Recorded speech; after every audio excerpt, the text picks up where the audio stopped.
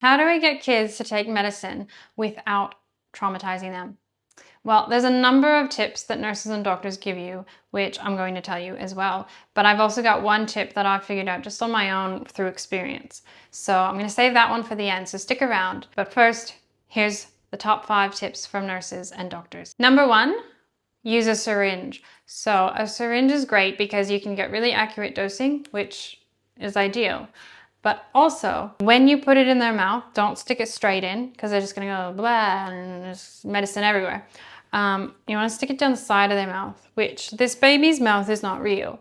So I can't do that with this baby, but you can imagine. So that way you kind of bypass the tongue a bit and they can't spit as much out. They're still going to try, but they're going to be less successful. So that's, you get more in that way at least. It's also good because if they're gritting their teeth, which they are, you don't have to try and get the syringe through their teeth like that's hard to do. So number 2 is to be prepared to wipe the mess away. So if they've got it all over their face, which they will, you're going to want to use your hand or a spoon, whatever you want, just to wipe it back into their mouth so they get as much of it actually inside them as they can, especially if it's like an antibiotic or something. You don't want to mess around with those. But there's going to be some sticky stuff left over, so just have a washcloth ready, wipe them clean, and then everybody's happy and not sticky. Number 3, if they are old enough, give them the option to give it themselves.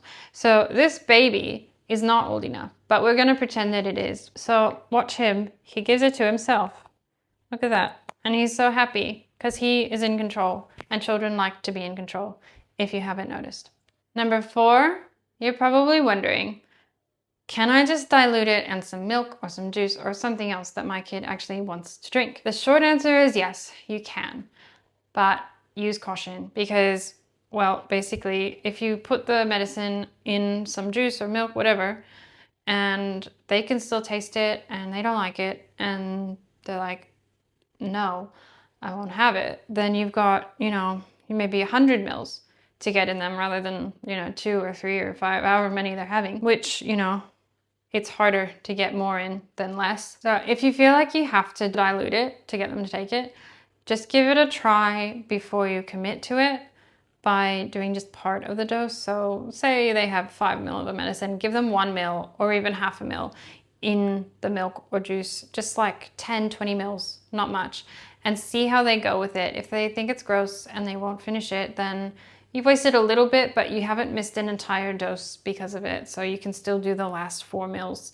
with the syringe. Number 5, now don't start with this one, but it will very possibly come to it. You might have to hold them down. So if you're holding them down, it's best with 2 people. You can get one person holds an arm across the chest, holding their arms down, keeping hands away from their face, which is helpful, and one hand on the forehead, just holding their head so they're not like, because it's very hard to get medicine into a mouth that is moving. If you're on your own, it is a lot trickier, but it can be done.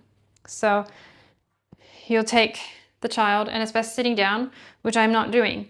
So I will do the best I can here.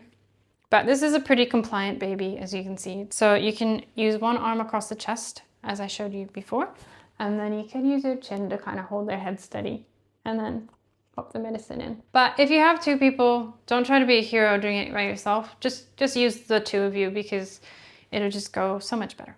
Before I give you my final tip, if you enjoyed this video, found it helpful, remember to like and subscribe. I'm going to make more videos like these. Share it with someone who would also find it helpful. And I also write children's books that are all about medical stuff, kind of like these videos, but better. So you might want to check them out too. But here we go. My tip number 6 that I came up with my own experience is that all of these tips are great. Everything the nurses and doctors tell you is all great sometimes, but doesn't always work, and you actually just have to find out what works for your kid.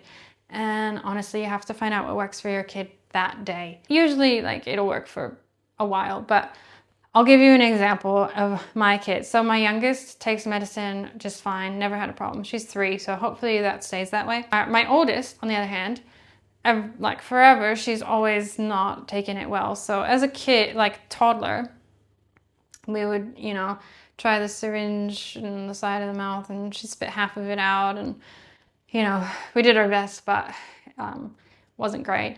Eventually we landed on diluting, and that did work for her quite well. So we did that until it stopped working. And then, you know, recently she was on some antibiotics, and we had to do a lot of like holding her down and things like that. But one day it was just me, and she's 7, so I couldn't hold her down. So I was like, well, you know what?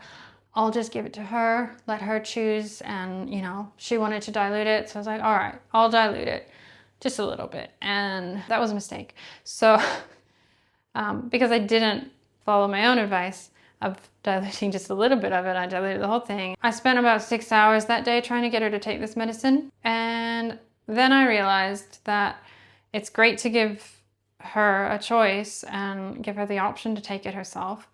But the longer that takes, the more worked up she gets about it. So I decided that 3 minutes, I give her the medicine. If she doesn't take it within 3 minutes, then we just give it to her. You know, that actually has been working really well. You do have to find out what works for your kid, but you know, when I say give them a choice and let them do it themselves and things, don't let them prolong it for too long, because they might just, you know, talk themselves out of it a bit too much, and you do have to kind of, you know, get the medicine in them somehow. So that's my story of how I found out what works for my kid.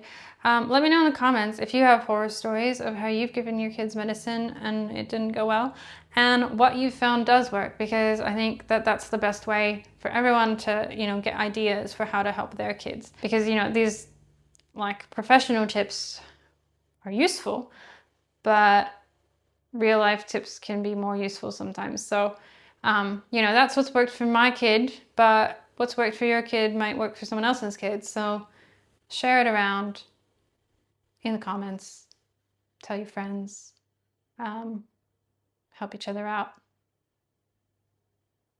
Bye.